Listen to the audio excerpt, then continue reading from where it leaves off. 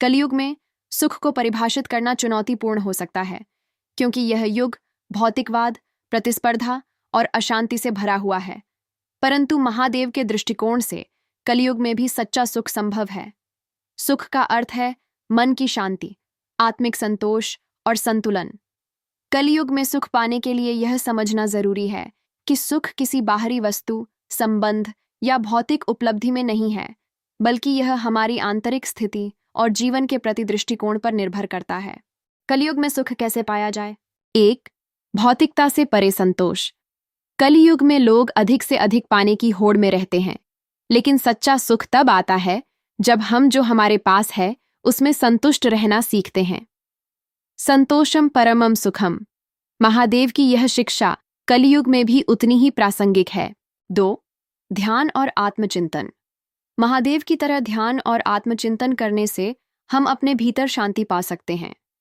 यह कलयुग में मानसिक तनाव और अशांति से बचने का सबसे बड़ा उपाय है। 3. सादगी और सत्यनिष्ठा। भौतिक सुखों की चाहत से मुक्त होकर सादा जीवन, उच्च विचार अपनाना हमें स्थायी सुख देता है। 4. दूसरों की सहायता। कलयुग में सुख का सबसे बड़ा स्रोत दूसरों की मदद करना है। जब आप किसी को मुस्कुराहट देते हैं तो यह आपके लिए भी सुख का कारण बनता है। 5. धर्म और भक्ति। महादेव के प्रति भक्ति और ईश्वर पर विश्वास कलयुग के विकर्षणों में भी सुख का अनुभव कराने में मदद करता है। महादेव की शिक्षा कलयुग के लिए। महादेव हमें सिखाते हैं कि कलयुग में सुख पाने का सबसे सरल उपाय है इच्छाओं का नियंत्रण, आत्मा से जुड़ना, वैराग्य का अभ्यास। महादेव का ध्यान करते समय वे सभी प्रकार के मोह माया और भौतिक सुखों से परे रहते हैं। वे हमें यह संदेश देते हैं कि सच्चा सुख बाहरी चीजों में नहीं, बल्कि आत्मा के आनंद में है। कलयुग की वास्तविकता और सुख का अर्थ। 1. सुख के मिथ्या स्रोत, पैसा, शक्ति और भौतिक सुख क्षणिक होते हैं। इनसे सच्ची शांति नहीं मिलती। 2. सुख का सच्चा स्रोत, मन की स्थिरता, प्रेम, करुणा और कृतज्ञता। अपनी क्षमताओं को पहचान कर जीवन को स्वीकार करना। महादेव का कलयुग में संदेश। सुख तुम्हारे भीतर है, बाहरी संसार में इसे मत खोजो। अपने भीतर झांको और अपने मन को शांत करो। कलयुग के सभी कष्ट तुम्हें तभी प्रभावित करेंगे जब तुम अपने मन को बेचैन होने दोगे। इसलिए महादेव की भक्ति, ध्यान और सादगी के माध्यम से कलयुग में भी सच्चा सुख पाया जा सकता है।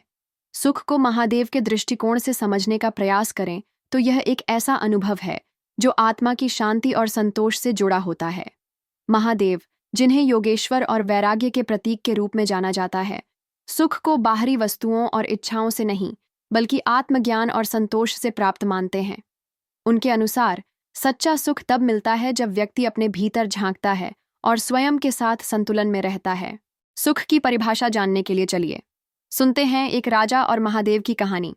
प्राचीन काल में एक राजा था जो हमेशा दुखी रहता था। भले ही उसके पास धन, वैभव और प्रजा का प्रेम था, उसने सोचा कि महादेव से मिलकर वह अपने दुख का समाधान पा सकता है। वह कैलाश पर्वत पर पहुंचा और महादेव से पूछा, हे महादेव, मैं सब कुछ होने के बाद भी सुखी क्यों नहीं हूँ? मुझे सच्चा सुख कैसे मिलेगा? महादेव मुस्कुराए और बोले, राजन, यदि तुम सच में सुख पाना चाहते हो तो एक कार्य करो। कल सुबह अपना सबसे प्रिय धन किसी ऐसे व्यक्ति को दे दो जो वास्तव में उससे अधिक खुश हो सके। राजा ने अगले दिन अपने सबसे प्रिय रत्न को उठाया और पूरे राज्य में घूमने लगा। उसने बहुत से लोगों से पूछा, क्या तुम मुझसे इस रत्न को लेने के बाद खुश हो जाओगे? लेकिन हर किसी के पास कोई ना कोई चिंता थी। किसी को बीमारी का डर था, किसी को अपने परिवार की चिंता। दिन के अंत में राजा थक कर लौट आया और महादेव से कहा, हे प्रभु, मैंने देखा कि हर व्यक्ति के जीवन में कोई ना कोई दुख है। सच्चा सुख किसी के पास नहीं है। महादेव ने उत्तर दिया, राजन, सुख किसी बाहरी वस्तु में नहीं है, यह तुम्हारी सोच और दृष्टिकोण में है। सुख तब मिलता है जब तुम अपनी आवश्यकताओं को कम कर वर्तमान में संतुष्ट रहना सीखते हो। अपने भीतर झांको और उस आत्मा को पहचानो जो पहले से ही पूर्ण और आनंदमय है। यही सच्चा सुख है। राजा ने महादेव की बात समझ ली और अपने जीवन को साधारण और आत्मिक शांति के साथ जीने का प्रण लिया। महादेव सिखाते हैं कि सच्चा सुख बाहरी चीजों में नहीं, बल्कि आत्मज्ञान, संतोष और वैराग्य में है। जब हम अपनी इच्छाओं और चिंताओं से मुक्त होकर वर्तमान में जीना सीखते हैं, तभी हमें वास्तविक सुख का अनुभव होता है।